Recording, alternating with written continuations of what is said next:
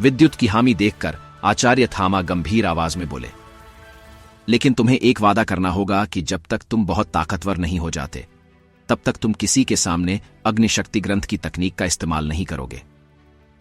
यह तकनीक बहुत खास है और जिस दिन तुम किसी अग्निमूल तत्व शक्ति को हासिल कर लोगे तब तुम्हें इस तकनीक की ताकत का पता चल जाएगा। आचार्य थामा की हर बात को विद्युत बड़े ध्यान से सुन रहा था। उसने अपने हाथ को अपने भाले से काट दिया। उसके हाथ से रक्त निकल रहा था। विद्युत ने अपना हाथ सामने लाते हुए कहा, मैं विद्युत रघुवंशी इस धरती, आकाश, जल, वायु और अग्नि को साक्षी मानकर वचन देता हूं। जैसे जैसे विद्युत बोल रहा था, आकाश में भयानक बिजली कड़क रही थी। तेज हवाएं चलने लगीं और बारिश होने लगी। तभी विद्युत फिर बोला, मैंने अपने गुरु को दिया वचन तोड़ा तो देवता मुझे इसका दंड दें।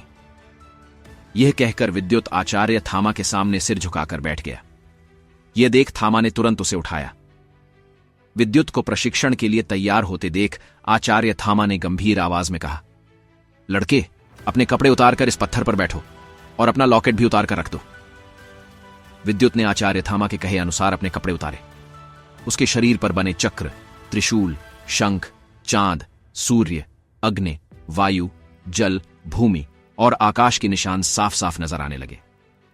इन रहस्यमयी निशानों के साथ कुछ प्राचीन शब्द भी लिखे थे, जिन्हें देखकर आचार्य थामा गंभीर आवाज में बोले, यकीन नहीं होता कि 5 मूल तत्व शक्तियों को एक साथ इस्तेमाल करने का तरीका इसके शरीर पर बना है।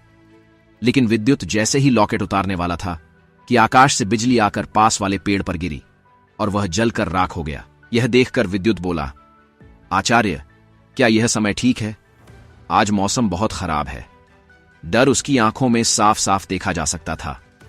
तभी आचार्य थामा बोले, डरो मत विद्युत।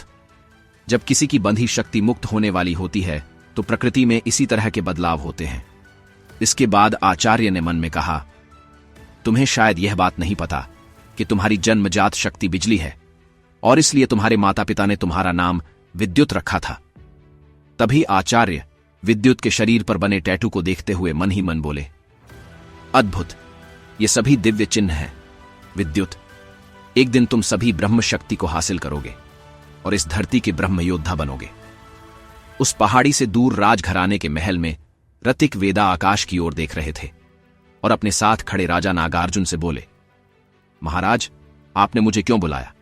तभी नागार्जुन बोले, महान ऋतिक वेदा, यह प्रकृति कैसा भयानक रूप ले रही है।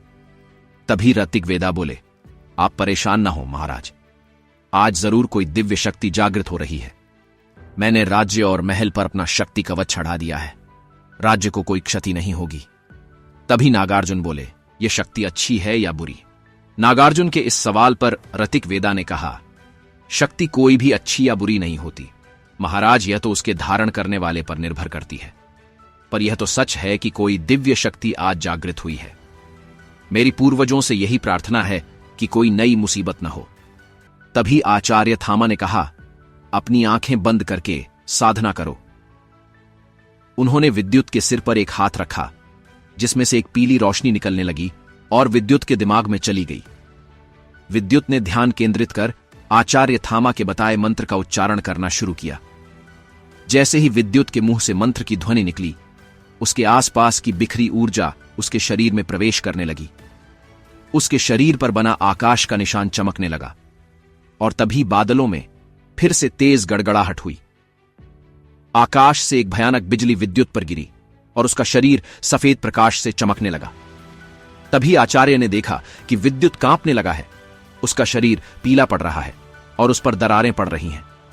आचार्य ने तेज आवाज में कहा, विद्युत, विद्युत, क्या तुम ठीक हो? विद्युत कुछ भी नहीं बोला। ऐसा लग रहा था जैसे शक्ति का प्रवाह इतना तीव्र हो कि उसे कुछ सुनाई नहीं दे रहा था। तभी विद्युत ने एक दर्द भरी चीख निकाली, आह! जब आचार्य की नजर उसके चेहरे पर पड़ी तो वे घबरा गए। दरारें उसके पूरे शरीर से होती हुई चेहरे तक जा चुकी थीं और उनमें से रोशनी निकल रही थी। जब आचार्य ने देखा कि विद्युत के शरीर की दरारें बढ़ रही हैं, तो वे घबरा गए और सोचने लगे कि यदि इसी तरह ये दरारें बढ़ती रहीं तो उसका शरीर फट जाएगा। यह सोचकर आचार्य बोले, हे भगवान, यह बिजली की शक्ति रुक क्यों नहीं रही? क्या देवता चाहते हैं कि यह मासूम बालक मारा जाए? इधर उस पहाड़ से दूर नागार्जुन और ऋतिकवेदा ने यह देखा तो उनकी भौहें सिकुड़ गईं और वे बोले, यह क्या हो रहा है महान वेदा? तभी ऋतिकवेदा बोले, किसी ने बिजली की शक्ति का आह्वान कर दिया है। मैं अगर वहां उसे रोकने गया तो शायद इस राज्य को प्रकृति के प्रकोप से नहीं बचा पाऊंगा। मैं कुछ नहीं कर सकता महाराज। जैसे ही माहौल शांत होगा मैं तुरंत वहां जाकर देखूंगा कि यह किसने किया है। तब तक मुझे यहीं रहना होगा।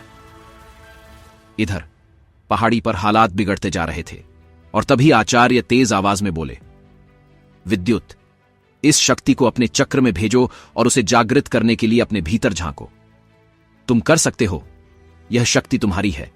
आगे की कहानी जानने के लिए देखें अगला एपिसोड सिर्फ पॉकेट एफएम के यूट्यूब चैनल पर और ब्रह्म योद्धा द डिस्ट्रॉयर के सारे एपिसोड्स को सुनने के लिए डिस्क्रिप्शन में दी लिंक से डाउनलोड करें पॉकेट एफएम ऐप।